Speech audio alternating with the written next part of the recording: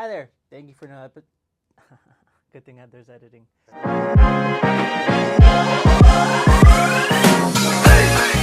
Thank you for joining us for another episode of City Works. Today I'm sitting with Vice Mayor Marcus Bush.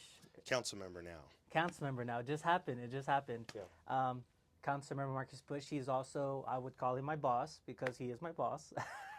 I'm his assistant, and he's going to sit down with us today to talk about what it means to be a council member for him.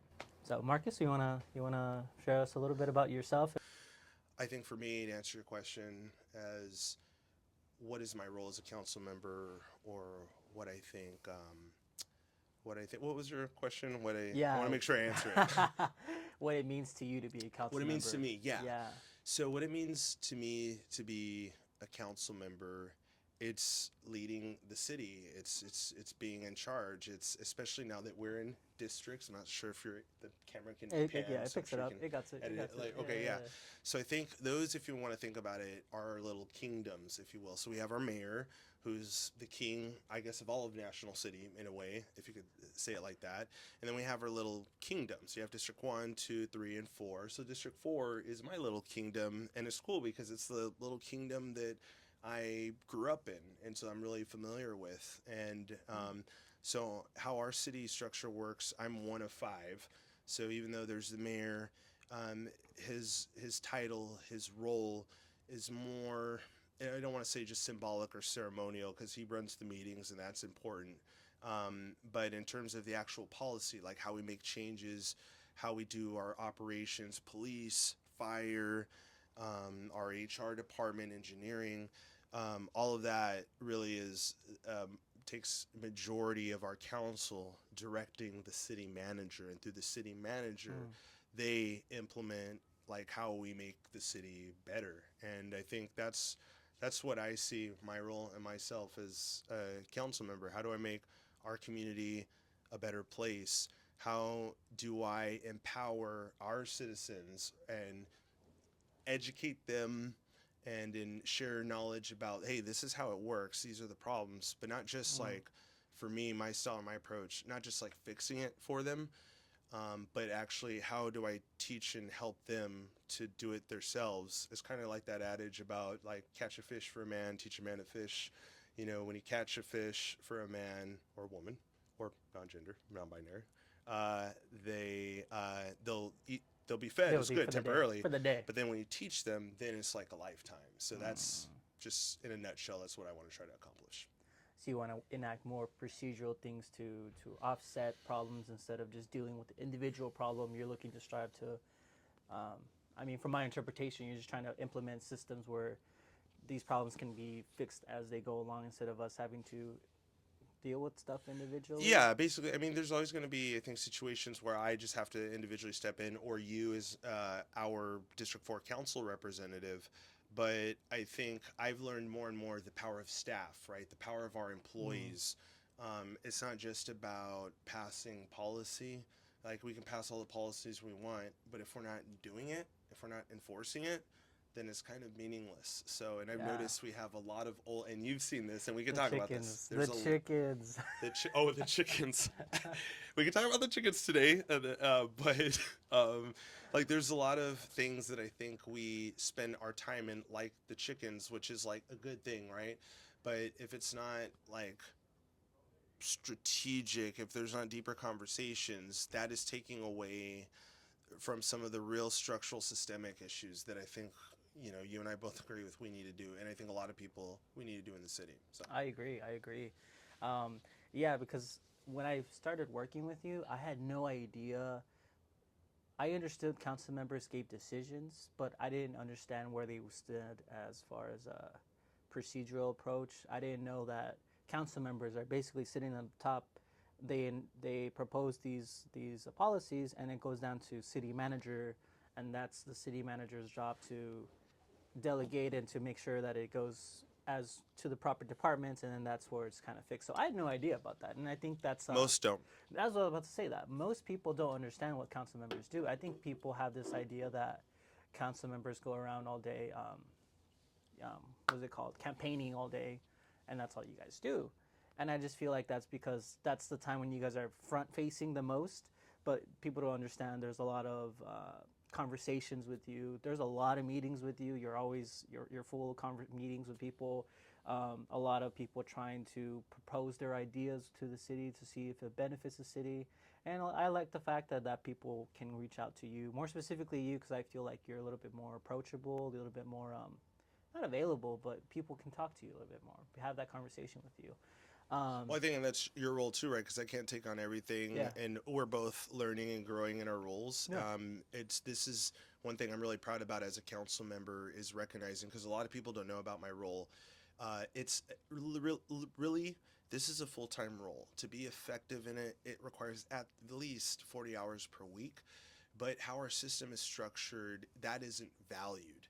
In other words, it's expected that this is a part time position, and that that we are compensated part time. So my salary per year is Yeah. about 20,000 per year, which is not a livable wage.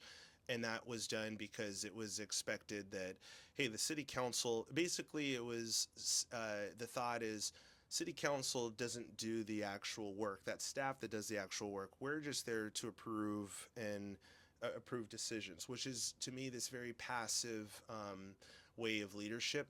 Number one. Number two, I don't like that model or approach because it's just not it's not rooted in reality. Like, in order to be effective, you have to take the time to have meetings, to explore things, Yeah. to learn. Collaborate. Collaborate. And this role is constant learning about what are our procedures and practices of police, where are our personnel, our employees, Yeah. right? What are their jobs? Yeah. Like, what is their efficiency? So it requires more time. And so in the absence, because in order to get paid more, it would take a whole long, lengthy process and change. And a lot of people, number one, a lot of citizens think I'm paid full time. So that's not true. That's That's very true. it's a I've heard that a lot. misconception. And some people think, oh, well, you should be paid little. I do this work volunteer. And my counter to that is, well, okay, how would you expect me, if you expect me to work full time, but you expect me to be paid less than full time? Well, yeah.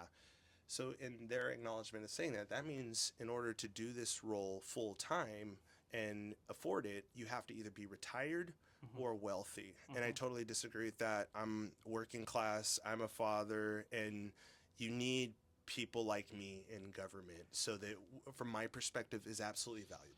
You know, that's so funny that you bring that up, because I do see that as an issue where it's kind of put in place like that. So the only really wealthy or the really retired people with a lot of energy and money on their hands, they're able to govern. They're able to stay on top and govern. And people like you and I in the working class, we don't have those same opportunities, even though they are presented for us and they are public offices where anyone can theoretically apply for it as long as you live in the city. Is that right? You have to live in the city to be a council member there? Yeah. So And in your district. and in your district, that's right. And you know, on paper, anyone can essentially do it, but it really is true what you said on that. Like, systemically, it's set up that you either need to be really rich or really retired, have two most valuable resources: is a lot of time or a lot of money. And so, for a lot of people who probably do want to make an impact, they don't have that because they have to be working full time. So I'll tell you right now, I was in that same school. I thought you working full time. Like, when I first got hired on here, you remember we were day to day every day together, and I thought that's how it worked. I thought I thought you guys were full time. And you know, sometimes I'll bring it up and people always say like, oh, I thought Marcus was full time. I thought the same thing too. So it was interesting. Yeah. Yep, absolutely. Come in, Ronnie. We're come just on, having Ronnie. a Yeah. conversation. We're just wrapping up and having a conversation. If you want to sit here, and you can kind of just join in, because at some point, and you don't have to turn it off, Daniel, we can just keep rolling and edit, because at some point, I want you to do this, and all of our employees. We're not there yet, but this is like an opportunity to like communicate. It's just a platform about communicating like what's going on in the city and stuff. So we're still evolving. So we're wrapping up in a bit. I'm learning what a council member does. I feel like I should have asked that sooner. We probably should have started off the podcast with that, but that's okay. We live and we learn. But yeah, we're just wrapping up here, and I'm just getting Marcus just to talk to us about it. And so, you know, we were just talking about how I believe that council members were full-time positions. I thought that, and a lot of people think that too. So I was just, he was. So I didn't know that. That to me was really crazy. So, I Yeah, they mean, think we're full time, and we do full time work. Or like, for example, my colleague, council member Luz Molina, she has a full time mm, job, and she has to feed her family. of So, course. and she works at UCSD, so she has a good job. And luckily, they're flexible. They let her, work from home, but it still puts a burden on her to be present in the community, to address constituent complaints and issues like the our people expect us to respond. It's almost impossible, and so. So you could either, in order to survive and still have that representation, it's Mm, very important for her. Like I said with me, she's a mother. She grew up in the community.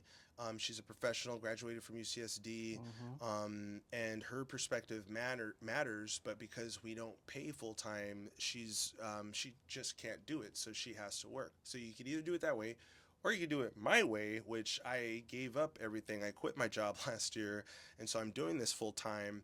And that leads to its other, from a personal standpoint, cascade of issues, whether it's Oh neglect for my no, kids or neglect of my family, my wife, and you can't the have it all, stress. man. Yeah, you can't. So there should be a better system. We can work on that. Like later, I will work on having us paid more what we're worth later. But in the meantime, having you and pushing, which was very controversial for us to have a full time staff, like that's the like kind of interim. And I don't even want to say it's interim. You're not interim, but like that is something that Good. helps.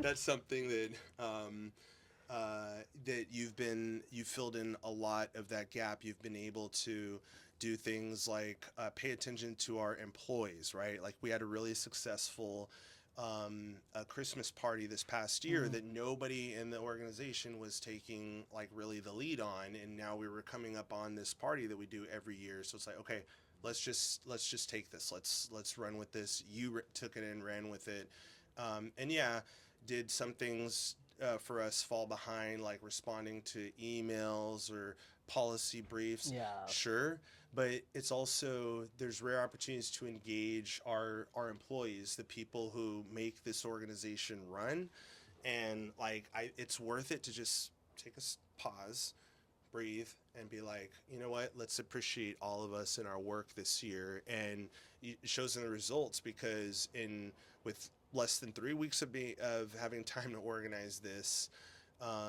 with just not the support from everyone. You had great support from the culture club and employees, right? But it was just so like last minute. But with all that, we doubled like the You turnout doubled from it. last year to Mm-hmm. this year. So, and that's good, because that like you can feel it in the vibe in the room. So it's It's the good. connections, it's the It was dope. collaborations, It it's was the good. I had a good time. relationships, it's the pride, it's the employees like taking a breath and like, wow, I'm valued in this It organization. was Like cool. I'm Yeah, valued in the city of National City. Daniel brought a little spark to it too. Daniel brought spark to it. He emceed, and emceeing is harding. Like I can't. I thought it was easier. The TV, it makes it look. TV Actually, I looks. looked around. That sounds like Daniel. Yep, that was him. That's him. Just brought that extra little. I, I, Yeah, I didn't even want to MC. They were like, "You get to do it," because I did the holiday. I you're a did. natural, man. I guess I got to start hosting. He sounded very natural. Yeah. Like Yeah, I got a lot of. I thought I was really bad, and then everyone's telling me like, "Oh, you did great," and I'm like, "Oh, okay, cool." Yeah, he did. And like I'm critical. I listen to that. Like I have to be. It's technically my employee, so I'm very like mindful. Dare I say, judgy about your performance, especially when you have such a audience, if you will, and you killed it. You knocked it out of Oh, the park. You thank you sound guys. confident. Thank you. I stutter. I'm like nervous. I was even nervous. I'm always nervous anytime I public speak, no matter what it is. I'm always nervous. And Really? you sound just. Oh yeah, yeah. To this It's a day, whole even other- though oh my you. God. Oh wow, you do Every great. single Oh, time wow. I speak, because naturally in that way I'm more of an introvert, and I get nervous when I have an audience. And I think that's a lot of us, but I've done it so much. It's just practice does Yeah. make it. And then I'm getting better, Yeah, and I hear myself, I'm like, oh crap, I feel myself. yeah. No, because I have recordings of you speaking, and you sound confident, nice. You sound good. It's better. I'm Right. getting better Right. at not using as many ums, slowing down, right? Just do it again. Just being more conversational. So it takes practice, and then I used to be insecure. Still insecure a little bit, but and that like I would hate the sound of my voice when I would cringe listening to it. It's like, oh, you're so annoying, like, or just embarrassed by like hyper focusing when I watch myself or listen to myself, hyper focusing on my mistakes instead of like the content and just being really hard on myself. Where people like you were saying, no, you did great. What are you talking about? I'm like, oh, okay, like. So I guess like anyone, I need validation, but no, it's just it's practice. So, It's practice. but yeah, it's That's practice. interesting. Okay, yeah, because I same thing when you just said that. Like I didn't think I did so solid, and then everyone's like, "No, you did great." Like because I fumbled on the holiday, the ugly sweater contest thing. We did an ugly sweater contest, and we had to like get a round of applause. I did not. Honestly, I was really depending on other people to tell me who it was because I couldn't really make that decision. It was weird, and I was like, man, like this is not And like who how won it is that in again? community. I was Yesenia from Community Services. Oh, okay, nice. And then Yeah. I forgot the other two winners. I know Marta was one of them too. Nobody really noticed. Yeah. I don't want to say nobody cared. We cared, but the good thing about those, like, you always have the side conversations, and Oh, so yeah. that was an issue, right? Is people wouldn't listen to you and people were being loud, but it's like a balance. Just having like, a good time. yeah, everyone's having a good time. Everyone's- The music was on point. The music was good. It was a good. Decorations were great. Yeah. Like the food was from El Rincon. El Rincon. Shout out to them. They were and awesome. Thank you guys. ¿Cómo se llama? What's her name? The owner. Silvana. Silvana, yeah. So shout out to Silvana because she dealt with all of our super bureaucratic, unnecessary She got through it paperwork, though. insurance requirements, the things that we will talk about after we wrap this conversation up because I know we have to go Oh, to you lunch. got yeah. But, you guys are going to. like the all of that is like we tie our own hands as a city sometimes. A little bit. So when We'll you work send on out that. that employee email blast, it's something, and it's not just you, like, right? It's like something for, I hope, all of us collectively to work on, even if it's not you, because this wasn't your department, but I want to show our employees that it doesn't have to be your department. It doesn't have to be your job. Like, we should look at us as one organization.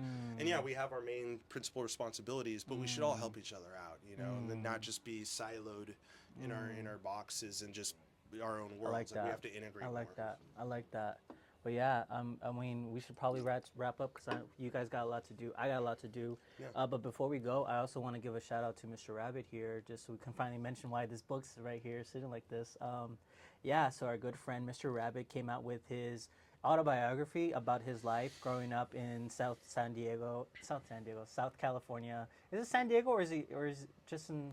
Yeah, he grew up in San Diego and Tijuana. Right. Yeah. So it's just about his life in the lowrider community, seeing it growing up from when he was young till today. He's a very active member in it. He's currently the president of the Impala's Car Club, a nationwide. International. It's an international. International. He is a known figure around lowrider community. So if that's something that you're interested in, if you like me who just likes cars, though I don't even have a lowrider. It's not even in my tax bracket for me to get one of these cars. Yeah, they cost a lot of money. They cost like they're six-figure cars. They're like insanely pricey. But yeah, it's about his life growing up and seeing the scene grow, and as he grew up with it, it's almost like a parallel. Him growing up with the car scene. So it's an awesome book.